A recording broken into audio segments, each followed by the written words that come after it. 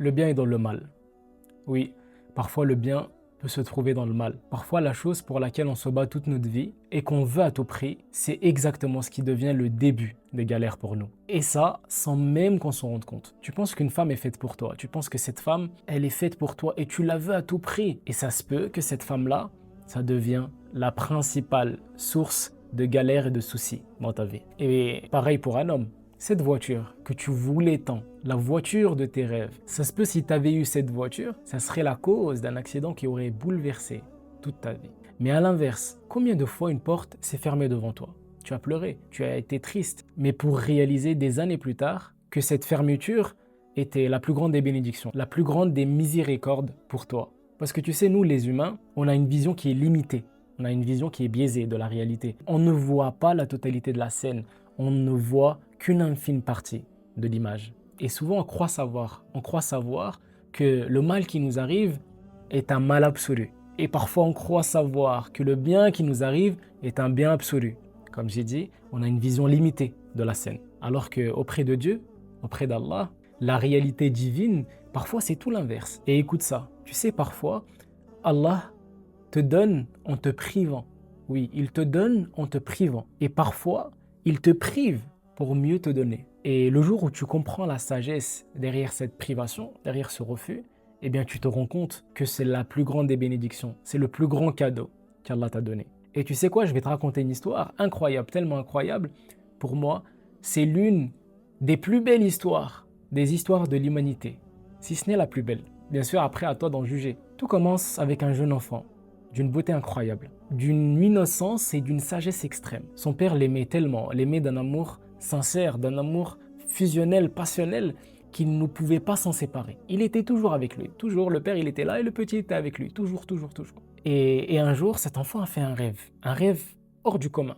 Et il est parti directement raconter à son père. Son père était quelqu'un de très sage et il a compris que derrière ce rêve, eh ben, un avenir grandiose, un avenir immense attendait ce jeune enfant. Et il lui a dit de dire à personne, de ne dire à personne ce rêve-là, parce que ça peut attirer la jalousie. Mais cet amour et cette proximité qu'il avait avec son père, ça a allumé les flammes de la jalousie de ses frères. Donc ils ont commencé à le haïr, ils ont commencé à le détester, pour rien. Mais ils voulaient tellement que leur père les aime autant que lui, parce qu'ils voyaient que le papa avait un penchement vers ce jeune enfant. Et un jour, ils sont venus voir leur père et ils lui ont dit « Laisse-le venir avec nous.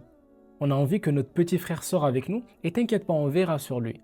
On va veiller sur lui. Il ne faut vraiment pas s'inquiéter. » Et le père avait très peur. Et après des longues discussions, ils l'ont même imploré de le laisser partir avec eux, que le père a fini par accepter. Et à peine ils se sont éloignés de chez eux, de la maison, eh bien leur cœur et leur âme, qui était plein de haine contre ce petit, ont pris le dessus. Ils ont décidé de le jeter au fond d'un puits sombre et ils l'ont laissé seul, dans le noir, dans la terreur, dans la peur. Mais le destin d'Allah lui préparait autre chose. Le destin divin voulait tout autre chose pour cet enfant-là. Une caravane de voyageurs sont passés par là. Et justement, ils ont envoyé quelqu'un pour aller chercher de l'eau. Et il a jeté un seau pour avoir de l'eau.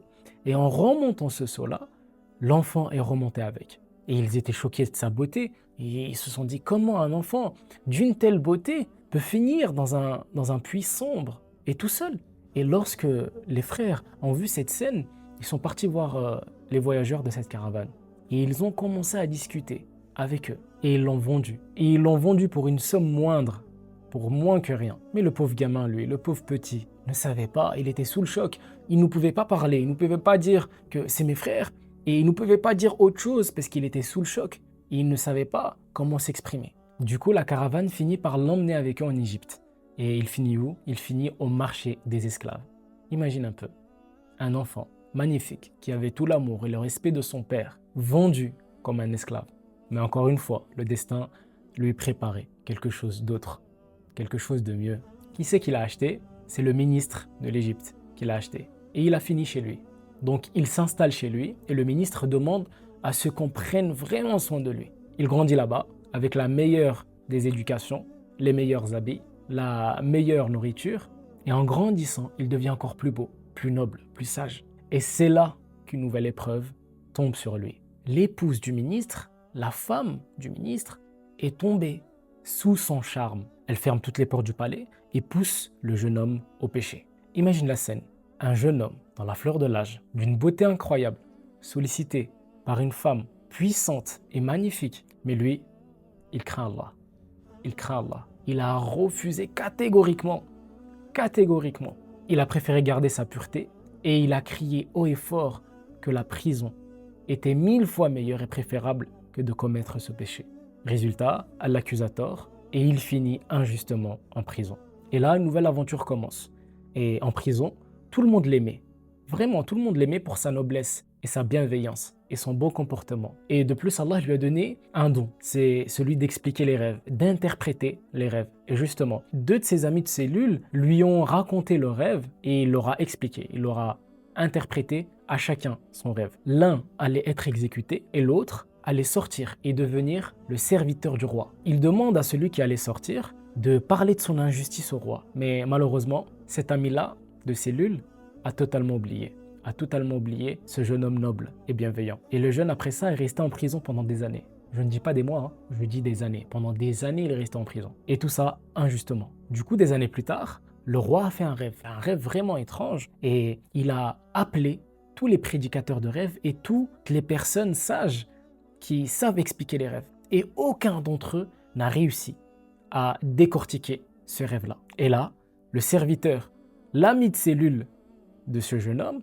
s'est rappelé qu'il avait un ami justement en prison. Et il a fait appel à lui. Il a demandé au roi d'aller le voir. Et du coup, effectivement, il est parti le voir. Il est parti le voir dans sa cellule. Et là, le jeune homme a donné une explication tellement parfaite de ce rêve. Il a donné l'explication du rêve. Il s'avère qu'un problème allait arriver à l'Égypte.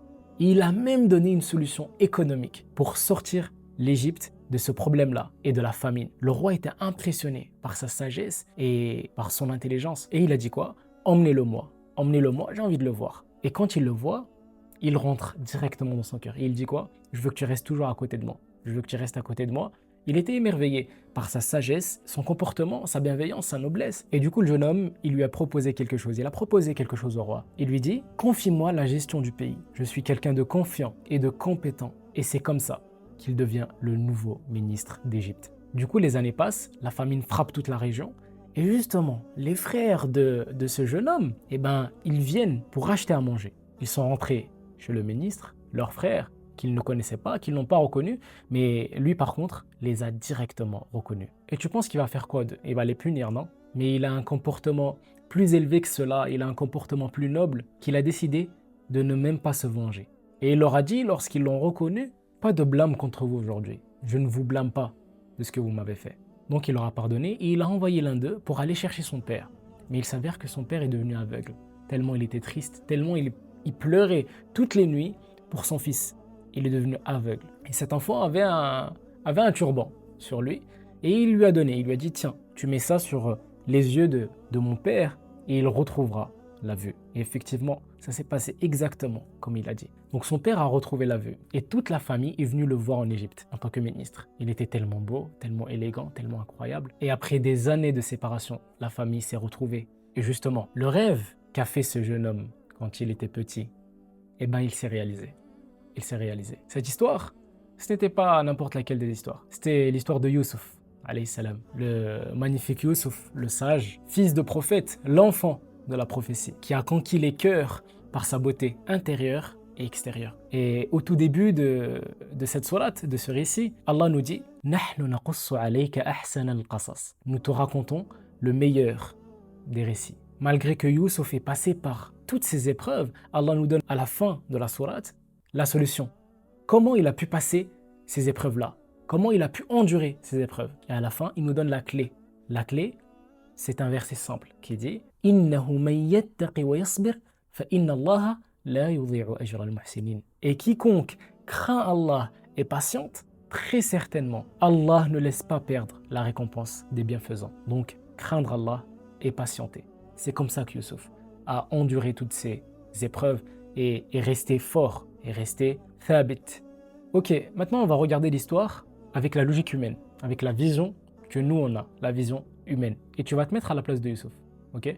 Donc mets-toi à la place de Youssouf et dis-moi ce que tu en penses. Est-ce que tu aimerais que ton père t'aime d'un amour passionnel, d'un amour incroyable ? Oui, sûrement. Eh ben, tu sais quoi? L'amour de son père l'a jeté dans un puits. Est-ce que tu aimerais être jeté dans un puits? Bien sûr que non. Eh ben, tu sais quoi? Le puits était le début d'une nouvelle aventure pour être emmené dans le palais d'un ministre. Est-ce que tu aimerais vivre dans la maison d'un ministre, être habillé des meilleurs des habits, avoir la meilleure nourriture, la meilleure éducation? Bien sûr que oui. Eh bien, sache que le fait de vivre chez le ministre l'a emmené en prison. Est-ce que tu aimerais être jeté en prison? Bien sûr que non. Eh bien, la prison était le début de sa propulsion sur le trône d'Égypte pour sauver tout un pays, tout un peuple. Et le plus incroyable dans tout ça, le plus impressionnant, la chose qui m'a touché le plus, c'est que cette sourate, ce chapitre, a été révélé pendant l'année la plus dure que le prophète a vécue. On a appelé cette année l'année de la tristesse. Le prophète, cette année-là, il a perdu sa femme Khadija et il a perdu son oncle, la même année. Et justement, pour réconforter son cœur, et pour l'apaiser, Allah a révélé cette sourate. Et c'est la seule sourate dans laquelle le récit est aussi complet, du début à la fin. Donc on a une histoire qui est complète du début à la fin. Et c'est la seule histoire qui ne se répète pas. Elle est citée qu'une seule fois dans le Coran. Et ça, c'est pour te dire à toi aujourd'hui, donc sois patient, crains Allah, comme Allah te l'a dit dans le Coran, comme Allah te l'a dit à la fin de Surat Yusuf, « Innahu man yattaqi wa yasbir, fa inna Allah la yudhi'u ajra al-muhsinin » Celui qui craint Allah et patiente, Allah ne fera pas perdre la récompense des bienfaisants. Donc, crains Allah et patiente. Le bien arrive. Et n'hésite pas à me dire dans les commentaires ton histoire. Peut-être que toi aussi, tu as une histoire à partager. Peut-être que toi aussi, le mal était dans le bien et le bien était dans le mal. N'hésite pas à partager une histoire que tu as peut-être vécue pour faire en profiter tout le monde. Et moi le premier. Parce que beaucoup de gens sont dans un mal. Et ce message-là ou ce commentaire-là peut les aider. Donc n'hésite pas et n'oublie pas, khayrun nas anfa'uhum linnas. Le meilleur des gens est celui le plus profitable. Et celui qui est le plus profitable pour eux. Wallah al-musta'an. Et sur ce, prends soin de toi. Wa dumtum fi amanillah.